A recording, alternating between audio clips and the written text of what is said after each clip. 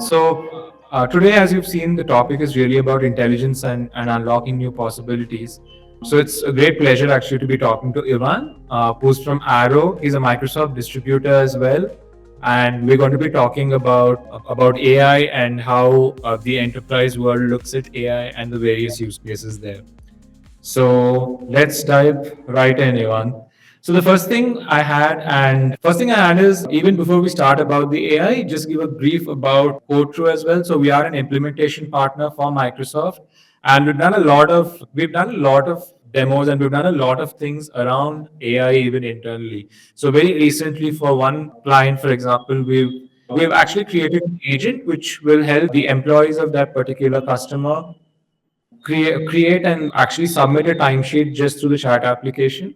It's very simple, and it what used to take him like 4 5 minutes just takes him under 1 minute. So I think that's a great productivity play, and that goes right into what Microsoft has been wanting to do for a while now with these various applications, starting way back with Office when it first came out to right now. I think one thing that's been consistent with Microsoft is their dedication to the concept of productivity. So I think this kind of fits in there, and I think that's a great place to bring you in.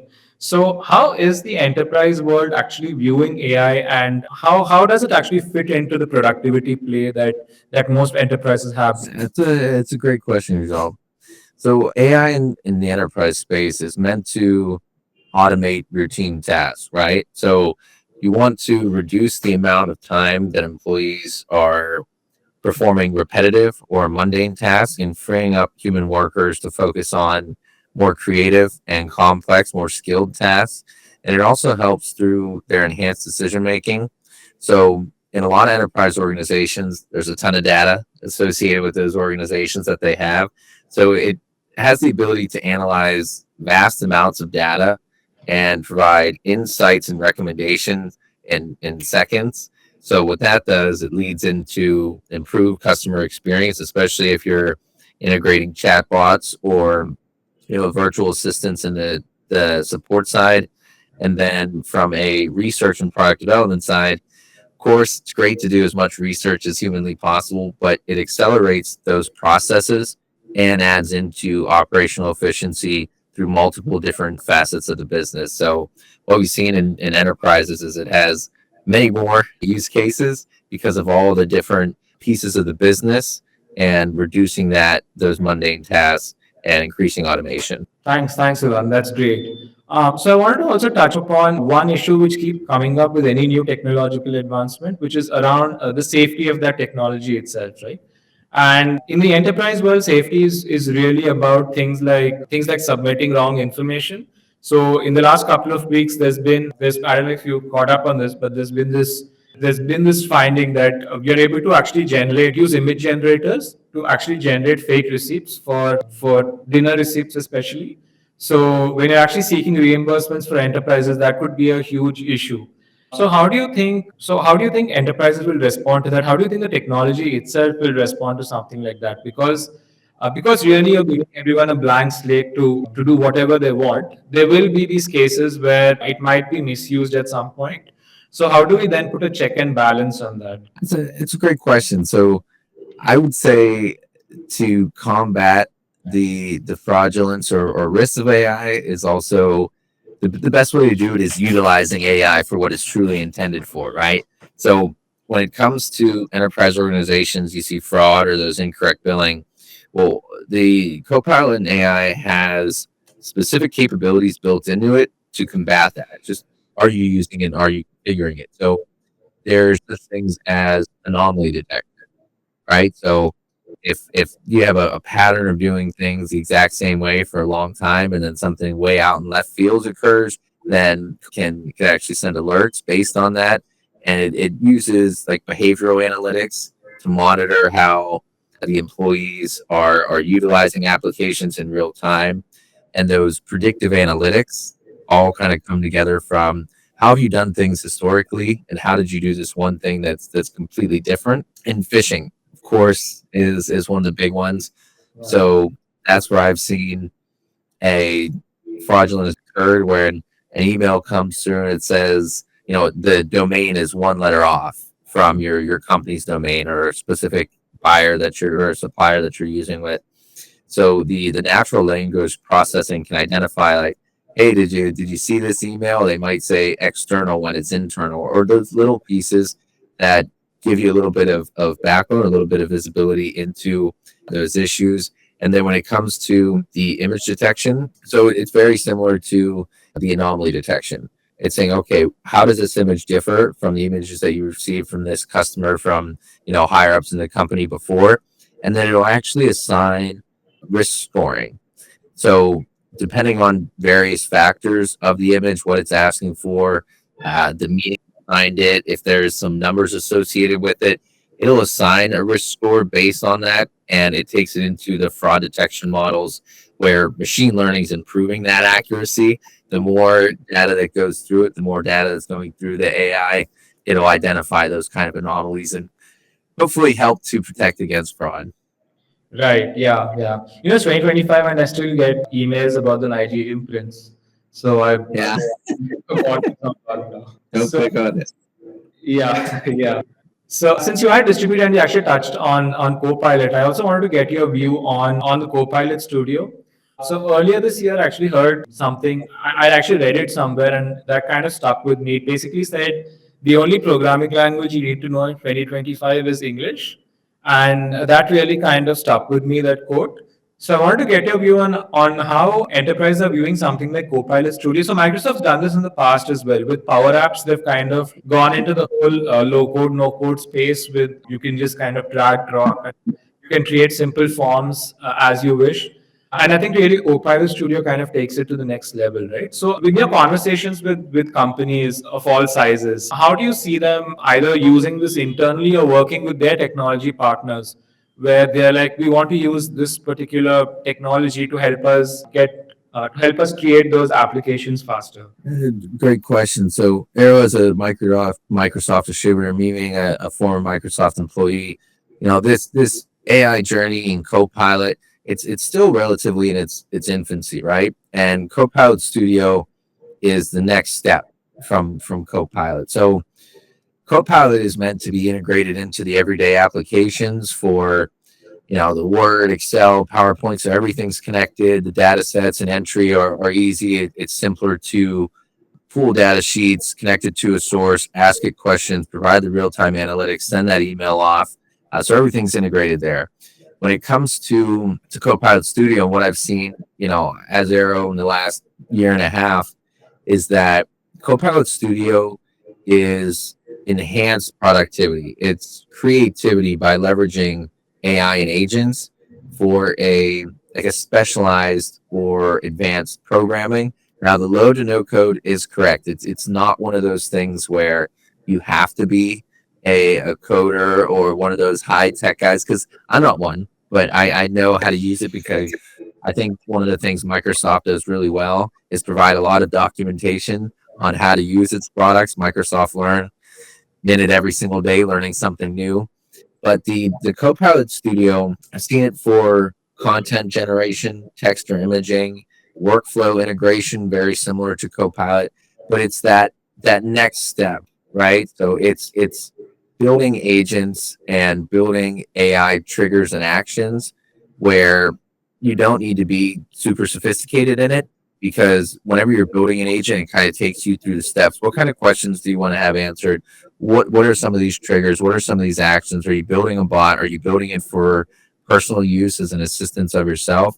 And there is programming assistance built in. So those coders, if you are, significantly coding, you can use it to reduce time to code.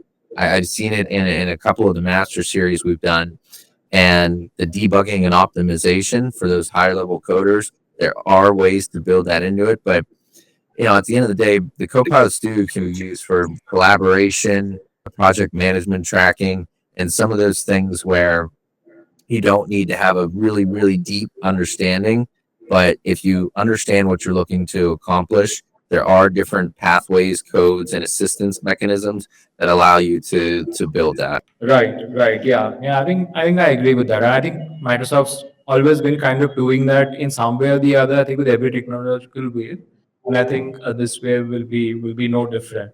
So I wanted to go back to what you said earlier about data and really ask you about, do you see any push and pull between the compliance and data norms on one side and companies just willing to train more and more data on the other side? Because if you look at different parts of the world, and I'm sure you deal with customers the world over, as do we, Europe is obviously, it's known to have much stricter compliance norms. There was first with GDPR, for example, and increasingly we're seeing a lot of countries take calls on data localization, which is currently about where you store data, but could also affect where you train your data also ultimately might get impacted at some point. So do you see, and this is a huge question on the consumer side, so you see a lot of consumer companies kind of spending a lot of time debating this, but in the enterprise world you also see these concerns around data. What kind of data do you use? Is it anonymized? Is it stripped of all the personally identifiable information? And how they also deal with the compliance regulations in terms of, especially if they're a multinational company with operations in different countries around the world. Actually, so there's this kind of, that's a two-pronged questions. I'll tackle both there.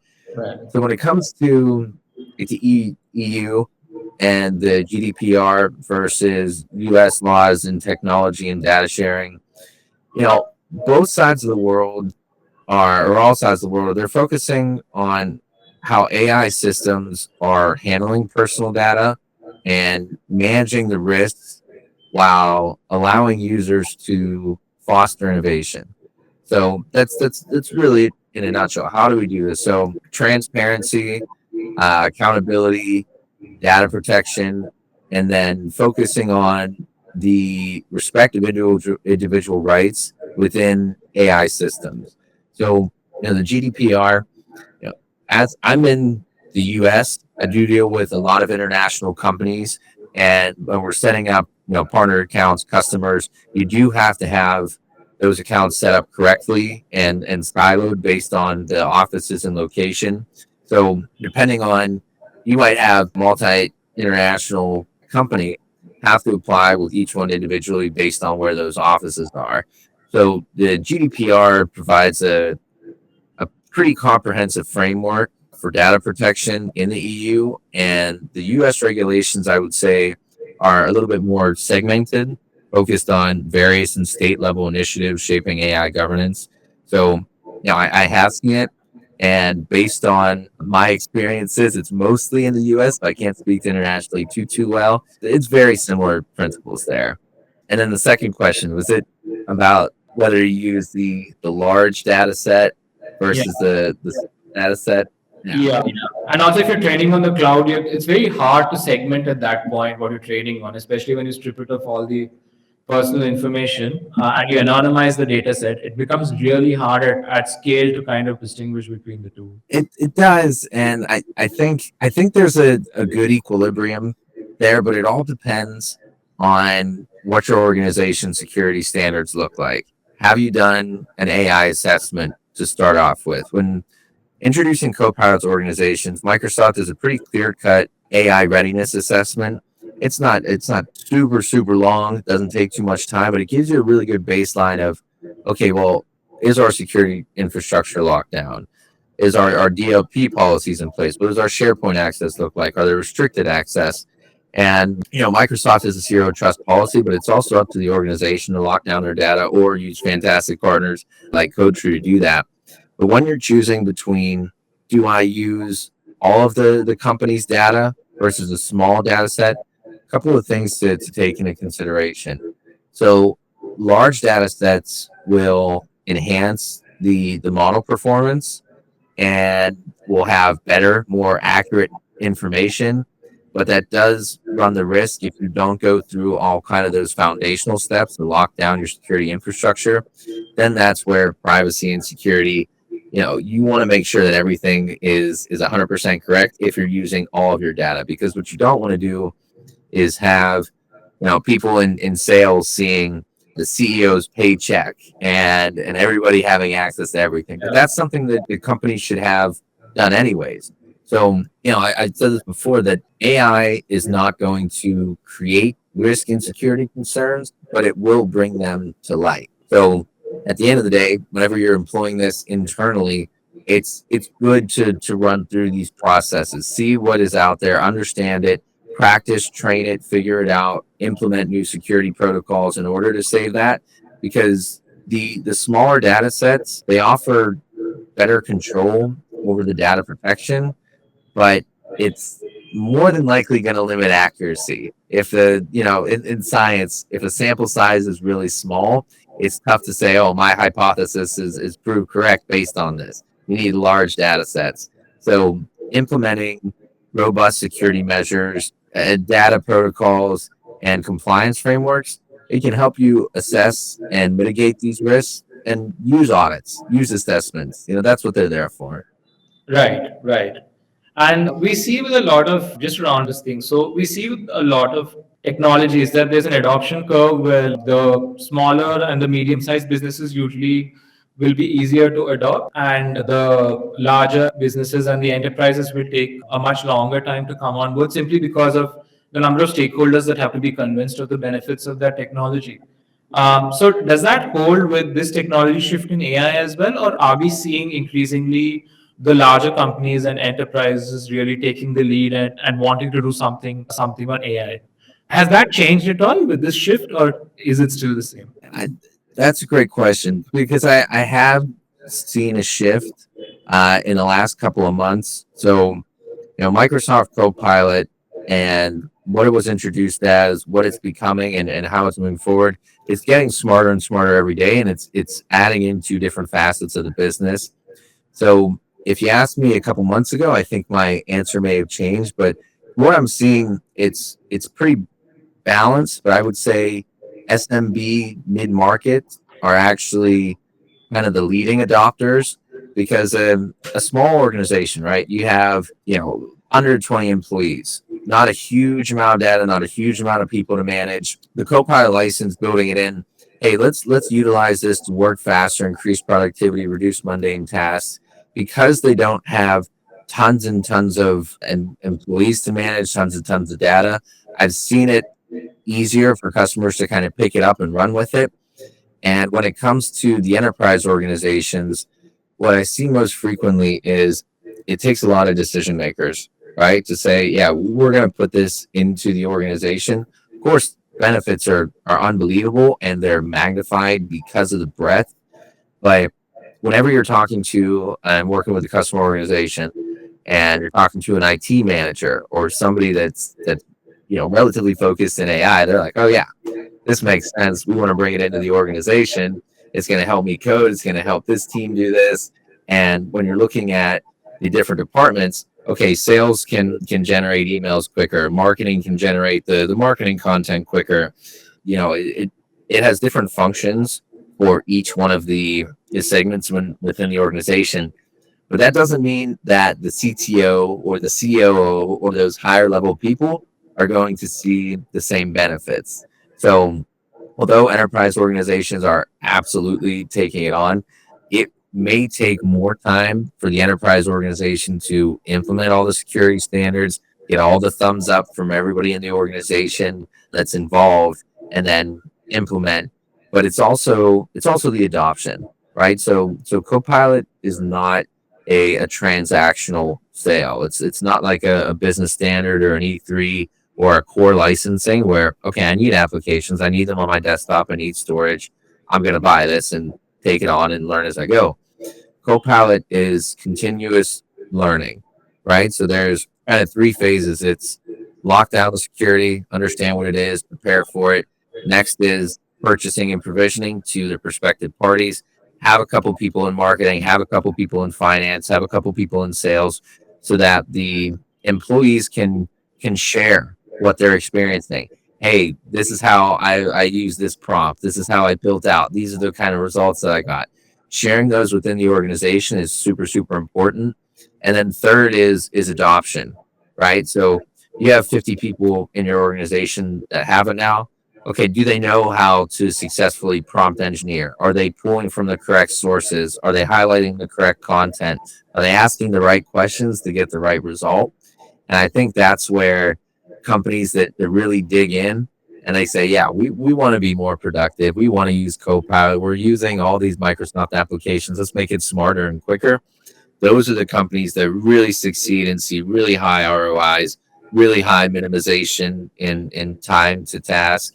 And overall, it's dependent on the organization, how much effort they're putting in, what kind of partners that they have to help them deploy and implement.